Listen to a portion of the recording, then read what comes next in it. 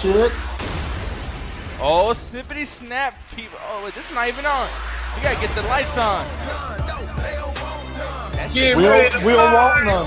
We don't want none lights. I don't want any at all, everybody. Yeah, so I'm playing this right now. That's what we're turning this shit off because it's not even in sync. This fucking thing. It's all fucked up. Boom, turn it off. Boom, we done.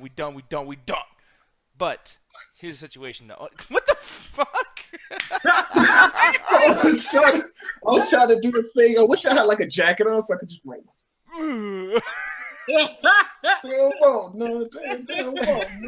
So people are probably wondering, what's up with the time? Why you guys are so late, etc. Is it because of double toasted? You know, baby or Papa double toasted. Hey, don't start until this time. No, I fell asleep because AJ Syles, Mr. We don't want none. We don't want none. Literally put my ass to bed. You want a pillow, son? You want a pillow, son? I know, look, something about Z's. Like, you're gonna have some. You're gonna have some. Like, dude, I am fucking. I'm sorry. I know it's a bad joke. I don't care. I'm fresh out of fucking. That was no. That wasn't a bad joke. Hey, let me help you. Let me help you, Nick. You still got some of that rawness in you. This is the SmackDown show, so let me get this. Let me get the SmackDown. Look at the SmackDown. It's gonna smell like SmackDown. No. Now we ready. We here at the Ringside Hangout do not. Fuck, man. Shit's getting retarded. It's got that new SmackDown smell. No, hold on. Let's not say this motherfucker. The way SmackDown got that.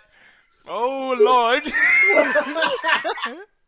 But people, welcome to the Ringside Hangout where we talk about wrestling at ringside. And this SmackDown, it seems like Hovik and Trey is a little bit more excited about it than I am because I'm a little mixed, especially after the whole main event thing that happened or the main event segment, the whole Bray Wyatt invocation. Because I've never heard that word. Invocation. Invocation. And who the fuck uses that word? Like, seriously. Well, a lot of people. Yeah, that's the word of the day for Bray Wyatt's family. Like, well, I mean, it's the word of the day for Bray Wyatt because he has no family. That is true. Okay, so I don't know who wants to take it. I know this is bad hosting on my part, but whoever wants to bring it up. All right, so basically what happened was that the whole thing with Bray Wyatt's invocation was that he came out calling out AJ Syles because he won the match, yada, yada, yada. And then all of a sudden he starts bringing up Randy Orton, saying that he's got the keys to the kingdom or some shit like that. And then Randy Orton pops up on the screen because he wasn't in the ring with him. Mm-hmm. And he was actually at Bray Wyatt's compound or Sister Abigail's compound or whatever the fuck. It's the Wyatt compound you see like in all the old promos. Yeah. Where with the New Day had the match. With the rocking chair and everything was there. Mm-hmm. So he was pretty much expressing to Bray Wyatt that he fooled him the entire fucking time. He said pretty much, he's like, some time ago I said if you can't beat him, join him.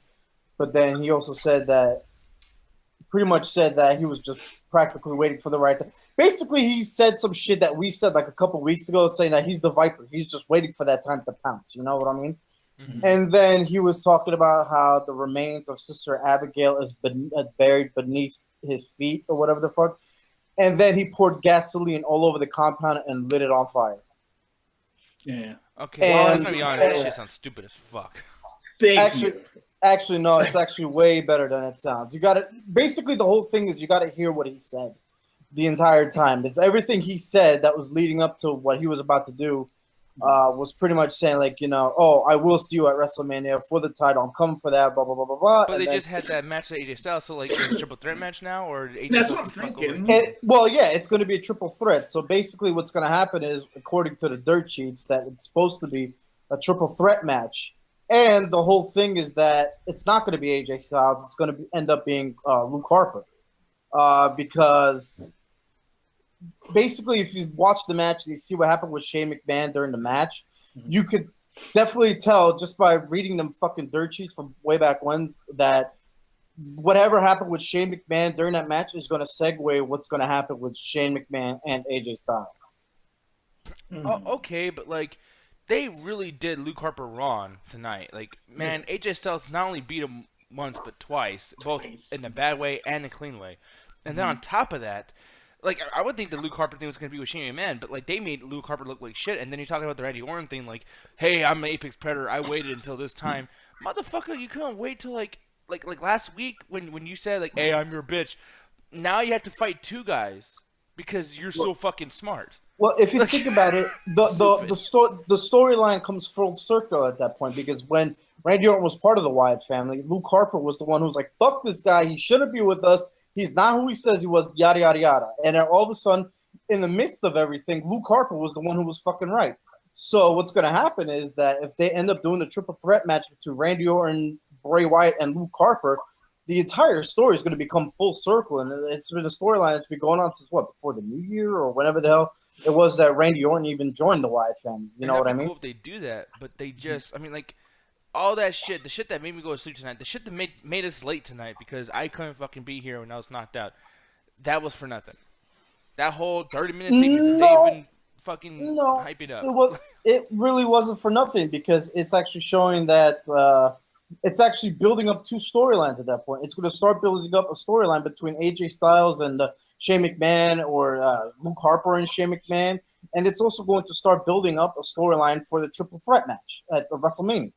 So you got actually two storylines building from like a segment or so. I'm telling you, if this was on Raw, we would be talking shit, I think. It was just, that's the thing that made me seem like it, because, like, I guess...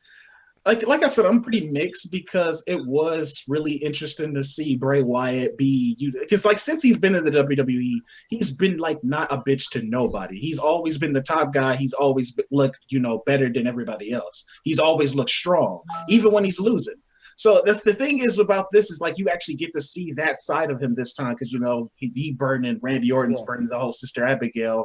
Randy Orton always getting the upper hand on somebody like he always does in every storyline and stuff like that. So that was actually pretty cool. But just how they did it, Bray Wyatt's overly emotionally, and I know they're not like Oscar-winning actors because they're fucking wrestlers. But at the same time, it's just like that kind of took me out of it. Just the set looking the way it did, kind of like them burning it down. It just kind of just felt kind of mad at me. And then, like I said, like Bray Wyatt, let's go back. Bray Wyatt, like I said, has always been like a staple. Like, even when they was going against the Shield, they decimated the Shield. They were the ones that was standing on top. So just to see Bray Wyatt just no, I'm like, no. Wait, he was doing that? Yes. Well, yes. But here's the thing. Here's the thing, though. Here's the thing.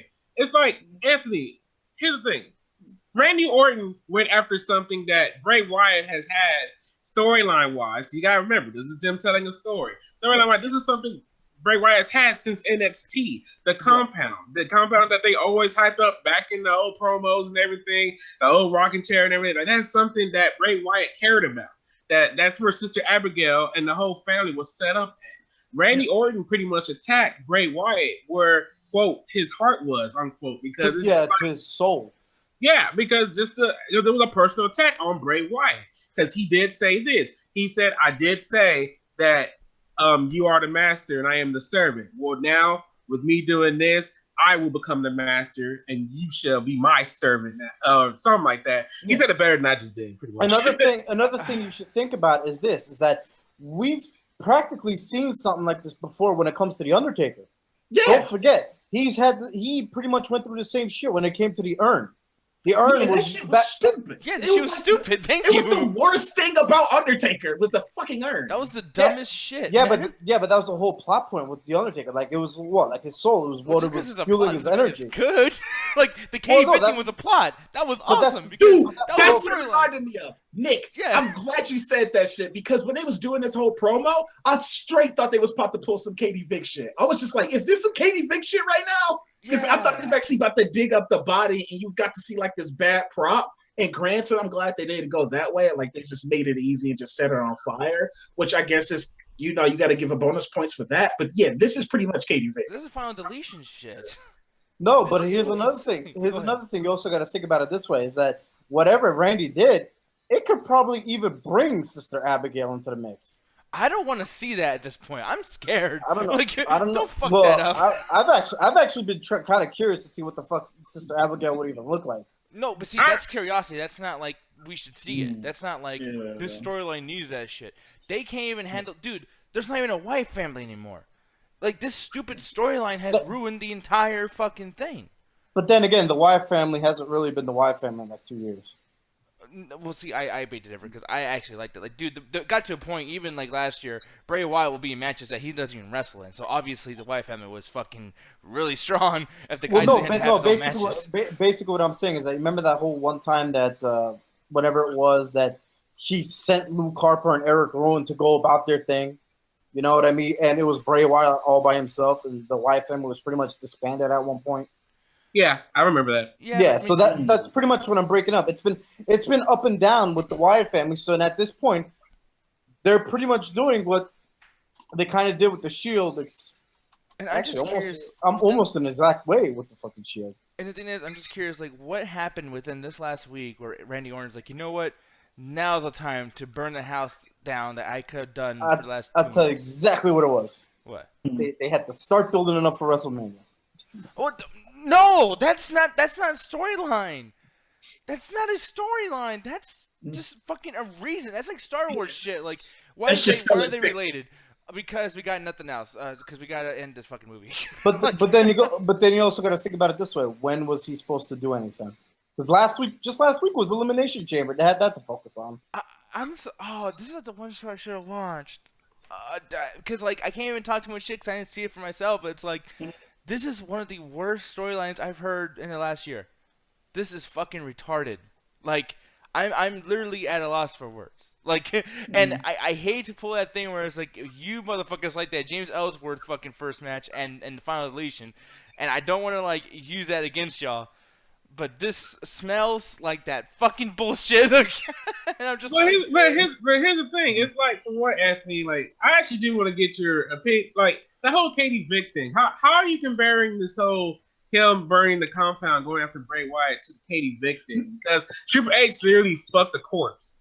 So it's like, how is that? What do you? No. Like you said, it's like he literally fucked the corpse. But I'm just saying, like WWE, knowing how WWE is. And if they probably could have did that, they probably would have went that far. Like, probably not fuck the goddamn corpse, but he probably would have pulled the corpse out of them, probably reanimated them or some shit like that, WCW that shit, and then we would have had a fucking Katie Vick walking around like a zombie. Like, so one thing I want to say, Trey, the reason, because I'll put together.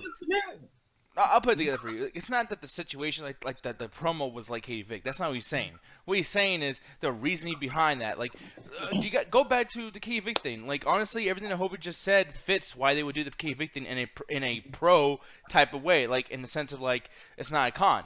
Like, for instance, Triple H and Kane had no fucking storyline going into it. They need to sell that pay-per-view. So what? Triple H can't do nothing to a fucking monster that'll piss him off.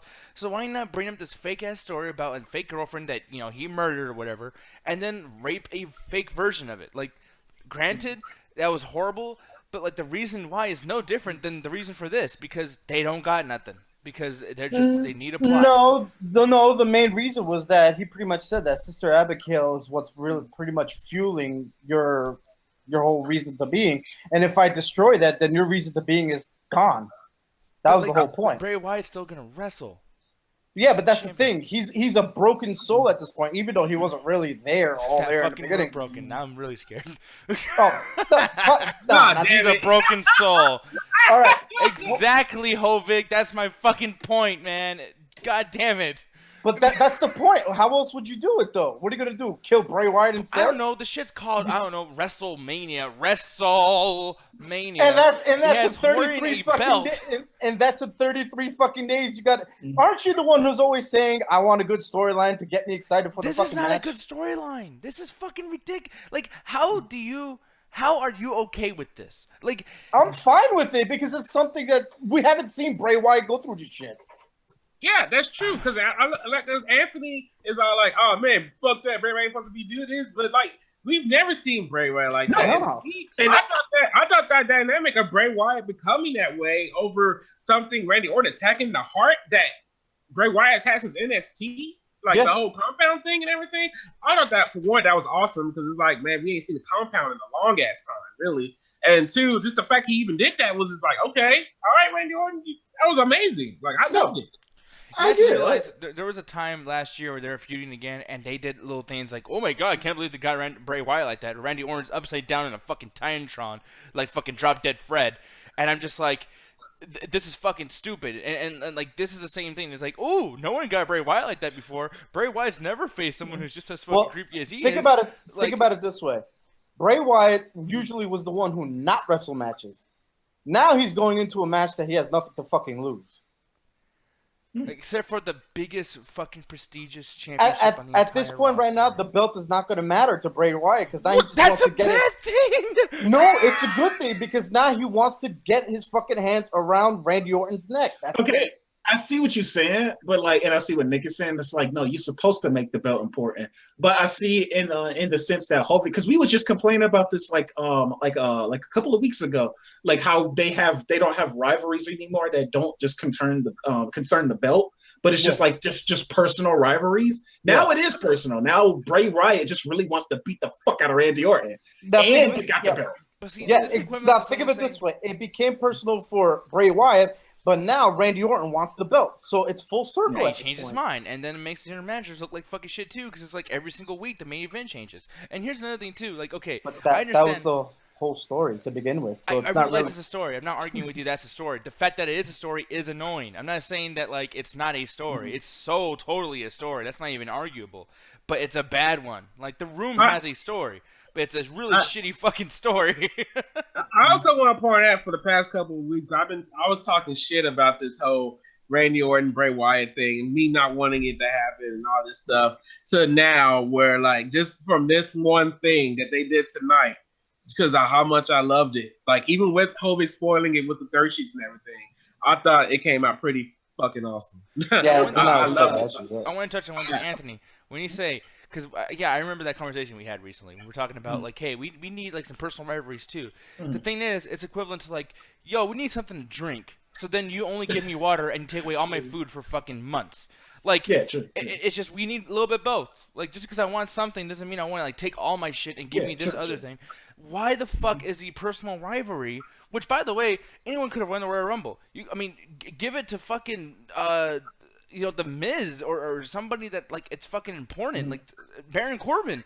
Imagine Baron Corbin winning the Royal Rumble. That would have been amazing. Or Ty Dillinger. That would be a fucking huge boost. No, that's why. Give it to Randy Orton to be part of a fucking rivalry has nothing to do with the belt, which is the whole reason we're at Rumble. So just the last 3 months gone. Who gives a fuck? But no, because the whole thing was that they wanted Bray Wyatt to win, and having Randy Orton win the Rumble would actually bring the storyline. If you have someone like Ty Dillinger win, what the fuck is random as fuck? That's the whole point. No. He's saying in the sense that Ty Dillinger, because I'm still like, where does this leave Raw? Like, who's gonna fight for the belt at WrestleMania on the Raw? We'll find out Sunday. No, true, but Ty Dillinger probably, or anybody could have went for that Raw belt, and Randy Orton would have still came to this exact same conclusion without even winning the Royal Rumble. Yeah, Randy Orton could have literally went to Bray Wyatt's place, burnt his shit down, and then guess what? It won't be for the title, but they could still fight because, hey, Bray Wyatt doesn't have nothing to lose. He's so mad. He burned my fucking house down, which, by the way, we haven't seen him in the house for a while. Like, the house is a character now? Like, fucking shit, like it's WrestleMania. It's not the fact that it was a character. It was the fact that that's something that was important to Bray Wyatt. That sentimental. But you could have done that without the belt. You could have done that without Bray Wyatt winning the belt from John Cena, which, by the way, motherfucker had a 1 month reign after tying Ric Flair's record, and 2 weeks. You made that shit for nothing. Yeah, 2 weeks, and made that shit for nothing for this fucking Bray Wyatt feud when the world title's not even on the fucking, like, who cares? It's like. I mean, really, like John Cena tied up with Ric Flair. Now he can tie up or even pass it now at this point because now he doesn't have the belt. And it was all for nothing. Like, they really give such a lack of shit about that belt that they just fucking let everybody just like, oh, I don't care. Yeah, it's the main event, but fuck that belt. You burn my house down. It's the belt. It's WrestleMania. This is the main event. What the fuck? But how would... Okay, if Randy Orton did do that to Bray Wyatt regardless without the belt, how would you do that with it making sense for Randy Orton to do that? Really simple. He doesn't win the Bell Elimination Chamber, and then this week, literally tonight, Randy Orton does the exact same thing that he just did, and Bray Wyatt's like, you son of a bitch. And boom, they fight. What the fuck is so hard? That's practically how would it matter? No, I know what they did. But now that belt, it doesn't matter. You guys literally just said that. You guys said, well, the belt doesn't matter. That's No, not, I said it matters. It doesn't matter to Bray Wyatt. It matters to Randy Orton because now Bray Wyatt wants to kill Randy, but Randy's like, fuck you, I'm taking your belt. Yeah, that's what I'm saying. Like, why, if Randy Orton did that to Bray Wyatt now, even if Bray Wyatt didn't have the belt, how would that even make sense? What would Randy Orton gain from doing that to Bray Wyatt without the belt being in the picture? Just, dude, like, he was being like fucking. Randy Bray Wyatt's pet, and he's no longer his pet. That's enough reason. Like they're doing it on The Walking Dead right now. You know, Randy even said it while he was about to burn it. He's like, at WrestleMania, I'm coming for your title. There's nothing you can do about it. And then he just lit the shit on fire. I would say this, because it seems like we kind of like a split on this, like a real split on this. Nuts, Anthony. I'm sorry, we're supposed to be moving on, but God damn it, man. No, we gotta talk about the other stuff because I know we're jumping around here, but I just wanted to touch on this before I forget. John Cena, his promos, man. Say what you will about the guy, but that motherfucker's promo work, him and the Miz tonight at the beginning of the show was fucking amazing.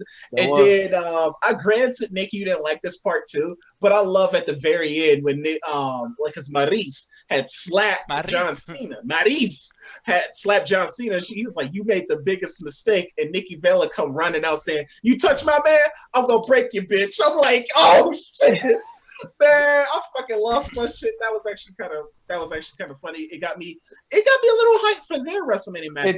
It did.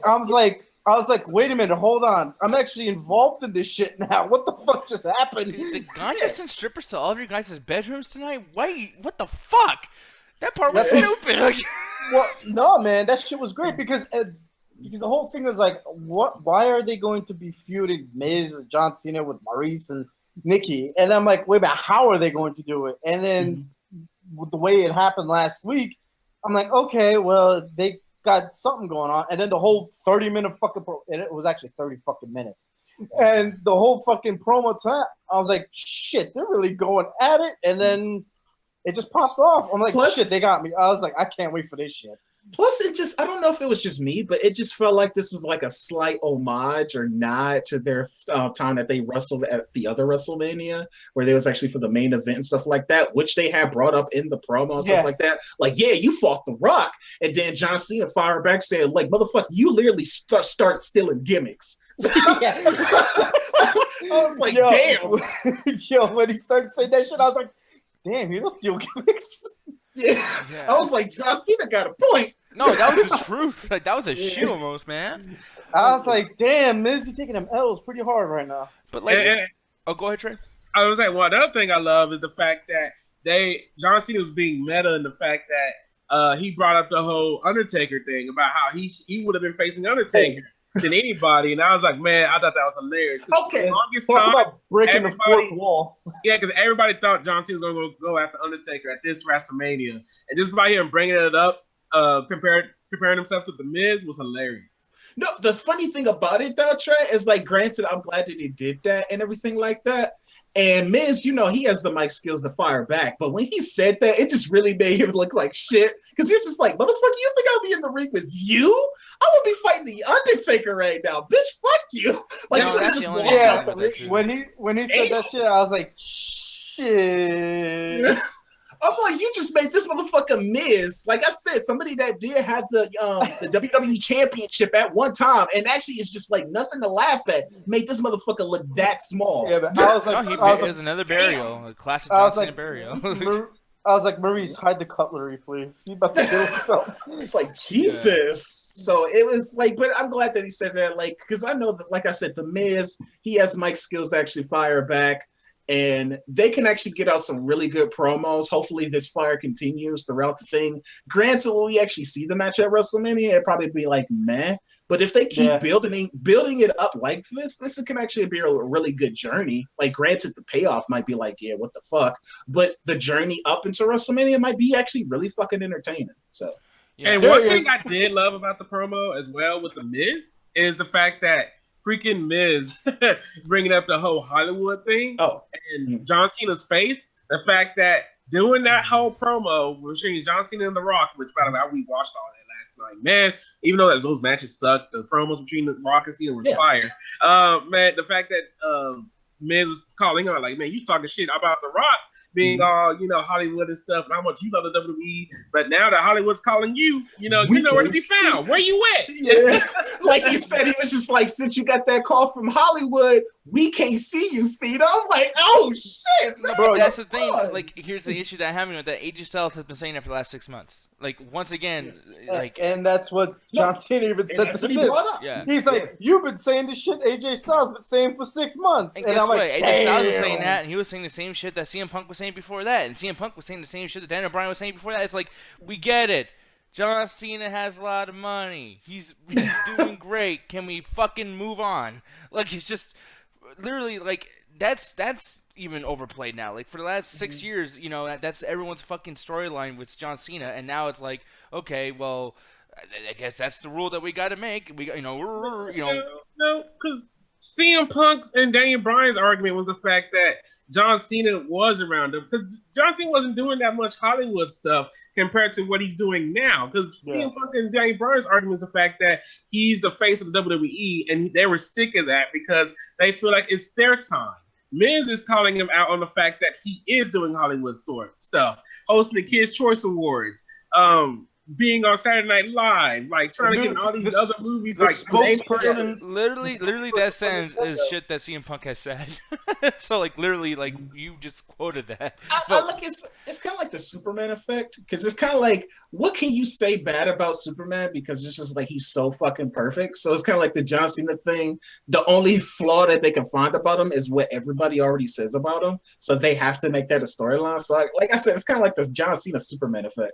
So. Yeah, and that was so, like, the thing is, when Miz was doing that shit too, I felt like it was so, I guess, like, choreographed. I was like, I'm going to say this, and then I'm going to do it all in a style so you can just completely win this argument, etc. And then when Maryse started talking too, that shit was just rough. Maryse was over there just fucking, like, her promo skills are bad, man. Like, you don't talk to my husband, you be fucking with them, That's her accent, man. That's not her fault.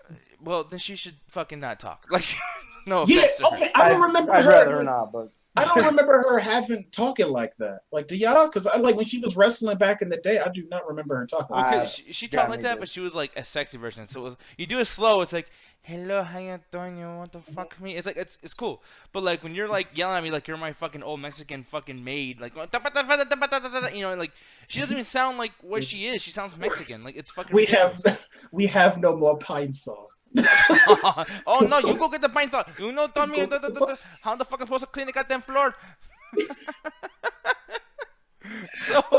It's a real shame. And then Nikki comes out, and the way she said "bitch" and that whole little like "I'm gonna break you, bitch," that shit reminded me of like when middle school girls get to cuss for the first time, and you know what I mean? True. Yeah, when they finally learn bad words in middle school. Yeah, and they're like looking around before they say it. I'm gonna break you, bitch. I'm gonna break you. Wait, is Mom over here? No. All right. Bitch. Like, no, true. It really did seem like that, but I don't know why. Because one of the reasons why I like they can't get.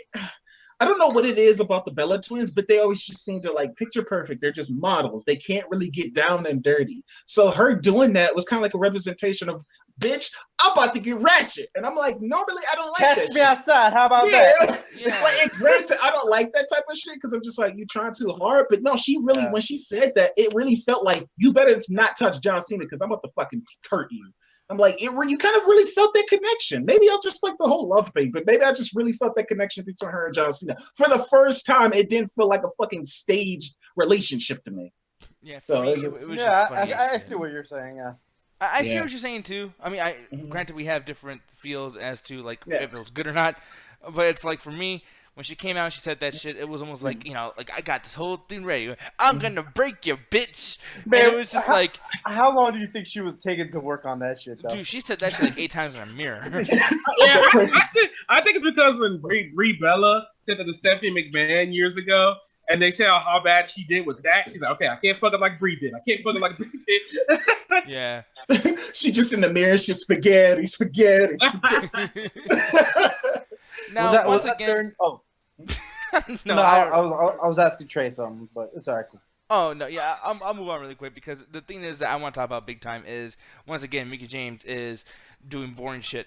They have completely and utterly dropped the ball with Mickie James. This match was great, but it's like as far as like storyline development goes, man, that shit is just fucking gone. I mean, I don't know what you guys think about that. Did you guys like this match? Did you guys like what they're doing with Mickie James? What's that? Like her 5th match she lost already Against the same fucking girl? Yeah, I don't. Yeah, Well, yes. What was it? 2 out of 3? So technically, she lost twice tonight. Yeah, 2 out of 3 falls, which is kind of random. Like out of all things, and granted, it was just like she won the match, not even based on clean. Like it was clean, but it wasn't like it was fucking roll ups. Like she didn't even do her finishing move, which Mickie did her finishing move and actually got one of those pins. And plus, just the match was just overall just meh. It's just like it wasn't paced well. Just like Mickie James, man, where is her wrestling style? Like, 'cause she used to be whole much better. Or maybe Nick was right. Maybe she couldn't wrestle back in the day, and it was just me having googly eyes.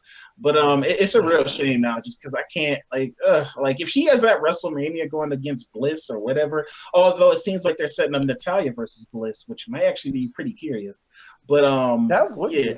Yeah, that would be interesting. And by the way, that's her face turn. By the way, is a fucking like, hey, how you doing?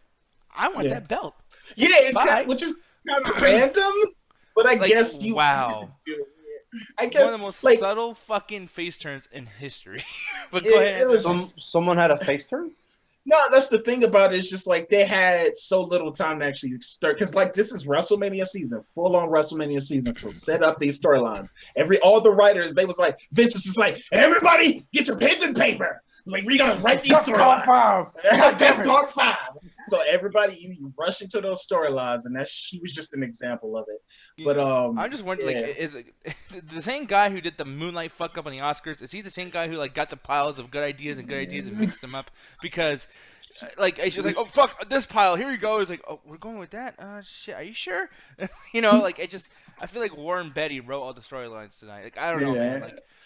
It really felt kind of weird, and just how they just shitted on Naomi. Man, I'm like, man, fuck y'all. Why y'all even dropped it to her? Giving me like all that excitement just for that shit that happened to her and shit like that. Now it's just like a laughing fucking joke now. Just like, oh yeah, Naomi had the title. I'm like, man, that's some fucked up shit. Once again, dude, I am so. This guy that I'm about to pull up right now is one of my most hated dudes. No, not. James Ellsworth was fine. This bullshit with Apollo Crews fucking fire these two. Fire these two. I am so fucking sick. Is that their whole thing like for the rest of their career? Just like in 2019 at the Royal Rumble, Apollo Crews versus Dolph Ziggler. This is it, folks. They're finally gonna. Oh, here comes fucking Kalisto again. Holy shit, dude. Apollo Crews, by the way, too. Delete.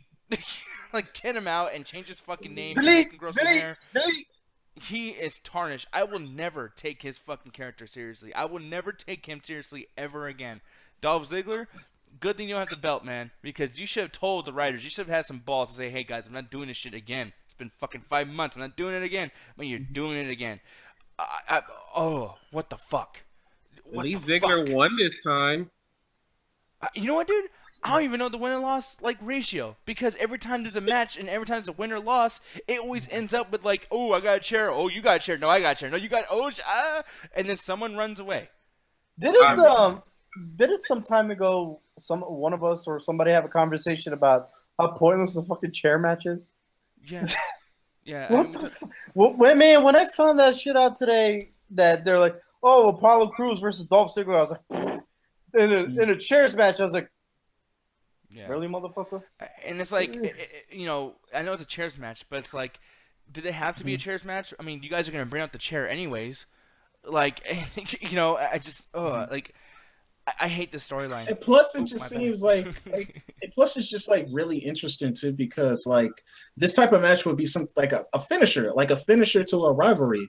And since Dolph Ziggler won this match, it's just like, okay, where do you go now? You're gonna just keep stretching the juice out of this until you get to WrestleMania, or Dolph Ziggler's gonna do something else? It's just like, where does this leave both of these guys? It leads them to have a 3 out of 5 falls match next week on SmackDown. Yeah. And look at this. That'd be the fucked up thing if that actually happens. Another thing too. Okay, so he does this move over here, right? And he's like, "Oh, my balls!" Right now, I can't show the entire thing because it takes forever. By the way, like the guy just stands there for about fucking 10 seconds, just like, "Oh, my balls! oh my balls. And then this happens. He's pinned. No finisher, no knockout, no unconsciousness. A low blow takes the win. No, what the fucking hell?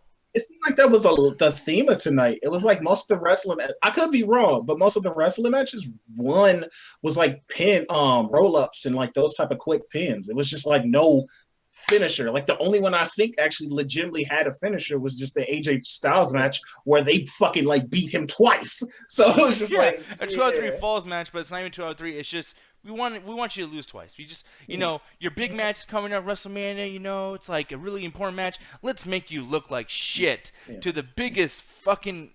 But I could be wrong, Trey. It seemed like you had a counterpoint. Oh yeah, go ahead. I was just gonna kind of point out that the roll up, I don't think, from what I remember, won that match because he stubbed the toe and hit Apollo Cruz's neck on the chair, and then that's how the match ended. Like it wasn't by roll up. No, okay. I could have sworn he won right now, and I'm looking at it right now, and yeah, I guess you're right. I timed it wrong again. I could have sworn he won. So yeah, like no, he did. 2, 3. Oh yeah, he did win. Yeah, he won. Yeah, it was no finisher, like you said.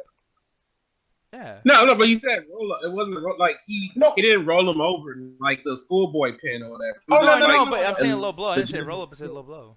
Like no, he's talking about me. And no. I'm not saying like it wasn't all the pins, but I'm just saying like most of those were just kind of like quick pins, and it was like no finisher and then pin them. It was just like pin. They just do like a one move or something like that. Like I said, Becky Lynch, her wins, both of her wins was actually roll ups. Like she didn't even get her finisher off like one time. Yeah, like they're cold finishes basically. Cold finishes. That's what you call it. I was trying to find the fucking word for it. Can't remember. Yeah. For these matches, you want it to end where it's like, oh shit, and then he runs out of the ring, and then the good guy's like, oh god damn it, you won, fucker. Yeah, exactly. Like it's like when you like a wrestling match, like it's supposed to be. When you get these two guys in the ring, somebody hits their finisher, you're out. That means I beat you. Yeah, exactly. And then instead they went with the whole Life Alert fucking commercial version, like, oh, help me, Lord. Like, but beggars can't be choosers. So beggars can't be choosers. And I guess just one more mention because I'm trying to remember all the stuff that happened in that, and the last thing I can remember is Ellsworth and get the whole Carmella segment where they were calling John Cena and Nikki Bella phonies or whatever the fuck was going on with that. So I guess there is sums up they're gonna have a match next week on SmackDown, and that's gonna be a train wreck. That was actually the best part of the fucking show. It was really? It's long. James Ellsworth guy's character. I mean, hey, as a writer, what would James Ellsworth do? I want to fuck her, but the whole thing. They got that point across. Like, it was short. It wasn't insulting, and it built to something that made sense. We know he's gonna lose, and that's his character was like a fucking loser. And it's like, we'll see that happen next week, obviously. And John Cena was being a good face, saying like, you know what, all right, buddy. Like, see you next week. It wasn't some angry thing like fucking Ellsworth. It was like. Jesus Christ, Ellsworth. Okay, buddy. I'll see you next week. It was. Oh, go ahead, Trey. Go ahead. I was gonna say because pretty much it was just the fact that we know that John Cena and Nikki Bella is gonna be having a tag team match with Miz and Maryse here on WrestleMania. So it's just like, hey, who's playing a couple right now? WWE. James with the Carmella. We're gonna have you guys practice with John Cena and Nikki Bella for us. That's pretty much how I felt about this segment. I love John Cena's face. Like, this motherfucker's serious right now. Yeah. Oh no! Like the only thing, like remember what I said back at the beginning of the show. I feel like they kind of dropped the ball in this segment, and let me tell you what I mean. Like I said in the beginning of the show, John Cena. It didn't feel like they were the whole Hollywood couple to me. It actually legitimately felt like Nikki Bella cared about John Cena. But in this segment, it was just like I was just gonna say the exact same thing. Oh my god, we're so thinking like we're so lovey-dovey. I'm just like, now you're fucking it up. Yeah. It just, I'm serious, man. This is a pretty bad fucking SmackDown. I'm just gonna give my rating because we should be in ratings now. There's nothing else that fucking happened. Dude, 0 out of 5, 0 flat fucking 0. I don't give out zeros like nothing, but it's like you got a good match, AJ Syles and Luke Harper, and then you fucking did everything wrong. You get 2 bad endings. Like if you're gonna have a bad ending with disqualification or like laying on the rope or whatever, it's like okay, cool, whatever. I mean, it sucks, but at least it was Yeah, only one. yeah. Have Luke Harper win. Yeah, but then it's like on top of that, you fucking restart the match, which we were already kind of probably predicting. Like, okay, this is how Luke Harper's gonna win. You know, this will lead to a triple threat between AJ, Luke Harper, and Bray Wyatt because that's how they do things in wrestling. And like, it still was stupid. Now, I didn't see the ending with the whole Bray Wyatt thing, but that is one of the stupidest, most convoluted, most fucking retarded TNA like company killing, main event killing fucking storylines I've ever fucking heard of. That shit sounds ridiculous. That's like Ultimate Warrior, Hulk Hogan, or no, not Ultimate Warrior, but fucking Bret Hart, Hulk Hogan, Yokozuna, WrestleMania 9 shit. It's fucking hilariously bad. I'm giving this a straight up 0 out of 5. I'm fucking damn near negative. Fuck this show up its fucking blue ass. And honestly, I'm being cool, but I can't take Hovik and Trey's opinions as well. Because I can't take y'all seriously. Like, I'm gonna watch this shit right now, but like if it's as bad as I know, after deletion and James Ellsworth and you guys thinking that shit's funny and now this, man, fuck y'all. But anyways, I'm sorry. Trey or Hovik, go ahead. No, I'd rather Anthony go next. Okay, cool. Yeah, I'm not as hateful as you are, Nick, on this whole SmackDown show because it was some redeeming factors about it.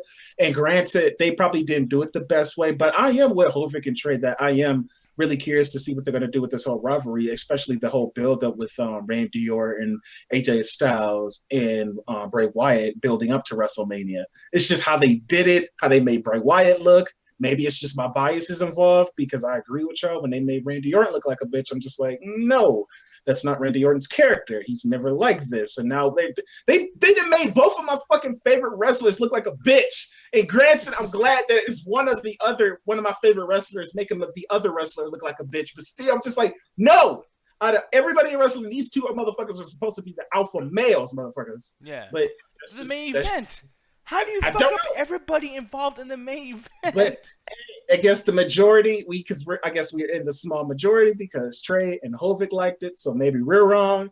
We just have to see where this goes. Hopefully the match is good because that's all we can really hope at the end of the day. Granted, the journey is really cool to watch. Like we all say that the journey up until John Cena versus The Rock was the best part of that whole rivalry. But all we can really hope for is just a great end, a great finish, a great wrestling match at WrestleMania. It's the biggest stage of the showcase of the Immortals. But I really liked at the beginning segment. What the fuck? Guys, come on. Come on. Boy, he's lighting a match. This is yeah, exactly. And look at his fucking face. He's confused. He's like, what the fuck is? No, but the whole Nikki Bella thing and John Cena, I'm curious to see where that goes too. Especially after tonight, they built it up really swell. Natalya versus Bliss. I'm Wait, so what? sorry. He's doing the taunt in front of the fucking flames. Guys, he likes his people. Every time something big happens when it comes to a wrestler, they always do their taunt at the end. You can't tell me that this is the first time you've seen that shit. This is the first time I've seen that shit. I've seen Shane McMahon throw Kane into fucking flames. I've seen Stone Cold blow up a fucking DX Express. Nick, come on!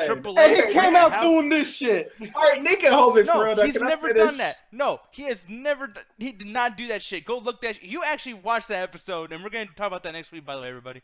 I want to advertise that too. We'll do it again later on. But it's like, yeah. No, he does not do that shit after he blew up the D Express. It goes, oh yeah, I'm gonna flip off the fucking bus. But he was acting stone cold like while blowing it up, right? Yeah, he's acting he's doing Randy Orton while lighting his shit on fire. Motherfucker, this guy is literally posing to take a picture fire. Like, man, come. Hovik, you pick and choosy motherfucker. You are a Star Wars fan. Fuck you, man. God damn it. Fucking shit. Yeah. And you are the biggest nitpicker on this planet, dude. Oh, I'm sorry. That's like your name is not Nick no more. It's Nitpick. Oh, and what the fuck is this, dude? Okay. Guys. Are y'all finished or y'all done? He started smashing, dude. And I just changed the camera now. He started smashing his own head on the announce table, dude. Are you fucking for real? This is not even funny now. This is stupid. Give me a fucking break. Oh, 2 out of 5. I don't care. Vic, I guess you go next, man. I'm sorry to interrupt you, but it's like, man, like this is fucking bullshit, man. I am legit like mad. Wow. Trey, you want to go? Because I actually want to hear what you guys say. Trey, go ahead, buddy. I'm like, I want to take 5 out of 5. Fuck you. Damn. 5 out of 5. This SmackDown destroyed Raw. No, fuck that. Trey, me and you, 5 out of 5. Yeah, I'm not gonna 5 lie. out of 5, man. Do you guys want to be recorded and saying Lord, that? bro. Yes, 5 out of fucking 5. 5 out of 5. 5 times. 5 times. 5 times. I smell that shit in the air, Nick. It smells like this is SmackDown. exactly Trey. This is exactly why I waited for you to say what you were gonna say. That way I could agree with you, boy. Like Randy Orton's like, motherfucker, really? And I'm hoping for a fucking dog to jump out of that fire like Resident Evil 3 and shit. I'm just kind of like, fuck this guy. This is bullshit, man. Fuck this show. Fuck SmackDown. Fucking fuck the blue team. That's what Team Yellow boys. Team Yellow. I cannot wait for NXT tomorrow, dude. People with some fucking brains. Oh. God damn. Oh, No, man. but like legit. Actually, okay. So if you guys get 5-5, that's cool. But I'm gonna give you a chance because I've been talking up a storm, talking shit and everything. Discuss like what you guys liked and etc. I mean, if you want to, it's up to y'all. I give it to Hogan. Okay. give it to me. All right, go ahead, Opie. Well, this is actually one of the first times I'm actually hyped up for a fucking John Cena match. I'm not gonna lie. So just by them doing that, like, because y'all know I'm a fucking Cena hater, but just by them actually hyping me up for a John Cena match, granted that it's one of the weirdest fucking types ever, I'm actually pretty hyped, and it actually impressed me that I'm hyped. The only things that kind of slowed it down for me was the Mickie James match and the Apollo Crews and Dolph Ziggler match. Granted, the Mickie James and the Becky Lynch match wasn't like bad at all. It's just I'm tired of seeing those two together. Just like the same one, we're all tired of seeing Apollo Crews and Dolph Ziggler together. The AJ Syles match, I know you guys really hate the fact that Luke Harper didn't win. I thought it was fucking brilliant because we all got kind of swerved. And regardless of since he lost, I know that people were going to complain about it anyway, but I thought it was a brilliant move because I was like, fuck, I didn't see that shit coming. There was that one little segment with Dean Ambrose calling out Baron Corbin. There was a couple of words said here and there. It was okay, but it wasn't really anything to be going on about. But it was great when he walked into the fucking ring and Dirty Deeds to Kurt Hawkins. He's like, "Fuck you, man! Just give me the mic." I was like, "Oh shit!"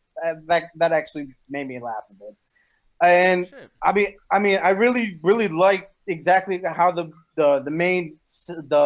last segment ended because I'm looking at it a whole different way. I'm looking at it at a point where the monster Bray Wyatt is actually starting to fucking lose internally. And that's not something we've seen from Bray Wyatt ever. He's always been like the godlike, high and mighty, the next master of fear or whatever the hell he calls himself a couple years ago. Like, I can't wait to see exactly what happens next. Fuck, I said next. But I'm actually very excited to see what happens with Bray Wyatt because at this point right now, like, you don't know what the fuck he's going to end up doing. You don't know how he's going to end up reacting next week on SmackDown towards Randy Orton. Man, 5 out of 5 for me, man. Trey, I know you got the Epsom salt going on, but want some water? Or? Just get the swollen out, you know what I mean? Yeah, fuck you. Hey, I didn't say anything. He the one that's like, your case about it. I'm just like, I'm just, man, like, from all the shit that we bitch about, man, it's just like, we all come from somewhat the same era. I don't think there's a huge age difference between us. Mm-hmm. So it's kind of like, we should all be in the same boat. Like, yeah, fuck this shit. And, like, I don't know. It's just, it bothers me because I want wrestling to get back to where it was before. And it's just like, when people are okay with this shit, that ain't going to happen. I mean, it's just. I mean, I know you guys said, like, the earn stuff back in the day when Undertaker was stupid, and I kind of do agree with you. But in terms of, like, what Randy Orton set up tonight, and especially attacking the Bray Wyatt character the way he did, I just feel like that's something we probably haven't seen in wrestling for a while in recent memory, unless you guys want to correct me on that. And I think that's one thing I did love, the fact they did stuff like that. Because back in the day, you used to see those kind of things all the time. Like, freaking Ultimate Warrior going through those trials, like with Jake the Snake Roberts and all that, just to get betrayed by The Undertaker, like months after that whole trial thing. Like that stuff I used to love back in the day, and that's why I think I really love this whole thing with Randy Orton and Bray Wyatt, because of just that kind of nostalgia feeling of the fact that, okay, they're doing that stuff again, like going after the character, something that they hold on to, something that they love. Like, granted, I know it's a compound and it's a house or whatever, but that's something that meant a lot to him sentimentally, and I think that's why I love that so much. Yeah, one of the main things is not so much burning the compound that was like the main thing. It was the fact that Randy Orton was trying to attack Sister Abigail's spirit that was buried underneath, or the remains that was buried underneath the compound. That was one of the main things about that.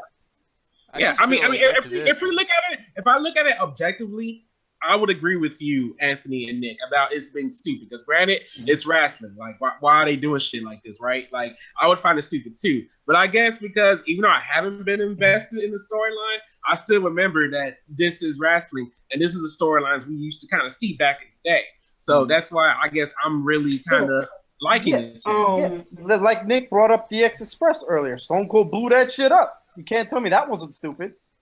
No, but like it wasn't, because it's not some like monster inside the city bus saying like, "Ooh, we are the reason why the DX guys live and breathe." But it was him attacking the corporation in a sense. So if you think about it this way, it was actually like it wasn't a corporation, but yeah, we're like. Well, I know, you know what I mean. The corporation, like the whole McMahon Helmsley regime. Mm-hmm. You know, that's pretty much what it was. So at this point, in this state, it's Randy Orton attacking, you know, another entity. See how you got so bare bones like that? Like, it's almost like if like the KV thing, that's like saying like, oh, well, there was a girl in there, so like this is just like every single relationship angle in WWE. It's like, no, just because there's fire behind fucking Randy Orton's crazy looking ass over here doesn't mean that's the same as Stone Cold doing something near fire, or Shane McMahon and Kane during fire. This is ridiculous. Like, this is like.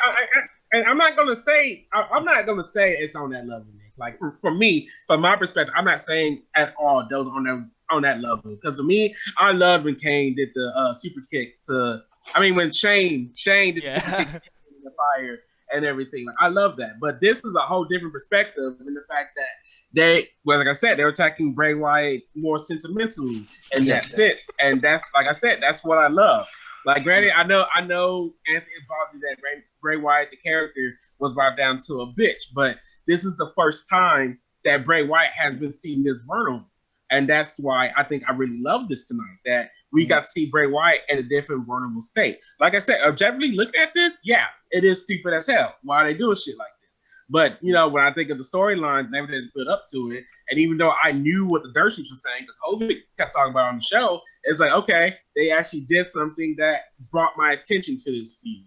So we'll just have to see if they continue doing everything they're doing for the storyline in the upcoming weeks. Yeah. So we'll see. Yeah. So Anthony, I think it's that time. It's that time, man. It's not. It's not. We don't have anime night this week because, like I said, we do it every other week. So it will probably be the following week after that. So you guys can rest and stuff like that. It'll just be a regular midweek chat attack, maybe some after hours, and then we can just do it from there. And then, of course, you got the midnight chat attack on Saturday, 7:30 CST for both midweek and midnight. So that is actually pretty cool. And I think that's pretty much it. All right, people. So with that said, I had fun. I'm sorry, Trey. I'm sorry, Hovick. But hey, man, I guess you guys find this shit phenomenal. Oh, you don't want none. You know what else doesn't want, you guys? You want to see you guys? Ooh. Yeah. He doesn't want any either. He don't want none. Attack the chat, everybody. Have a great night. Attack the chat. Fuck it, attack the chat.